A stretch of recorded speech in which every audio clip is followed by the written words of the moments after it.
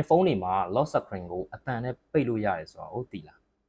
ဆိုတော့ပြပေးမယ်နော်ဆိုတော့ setting တွေကိုသွားပြီးွားရင်ဒီမှာ accessibility ဆိုတာလေးရှိတယ်ပေါ့နော်ပြီးရင်ဒီထဲမှာကျွန်တော်တို့ focus shortcut ဆိုတာလေးကိုဝင်မယ်ပြီးွားရင်ဒီမှာ set as focus shortcut ပေါ့နော်ပြီးရင်ကျွန်တော်တို့က lock screen သုံးမှာဖြစ်တဲ့အတွက် lock screen လေးကိုရွေးလိုက်မယ်ပြီးွားရင်ကျွန်တော်တို့ဘယ်လိုပြောမှာလဲပေါ့နော်ကိုပြောလိုက်တဲ့ဟာပိတ်မဲ့ command ပေါ့နော်ဆိုတော့ကျွန်တော်တို့ဒီမှာ lock screen ဆိုပြီးတော့ပဲရွေးခဲ့လိုက်မယ်ပြီးရင်အတန်3ချိန်သွင်းပေးရမယ်ပေါ့နော်သူက lock screen lock screen lock screen โอเคဒါဆိုရင်တော့ရပြီပေါ့နော်ဆိုတော့ကျွန်တော်တို့အခုစပြီးတော့ဒီဟာလေးကိုပြောလိုက်ပြီဆိုတာနဲ့သူက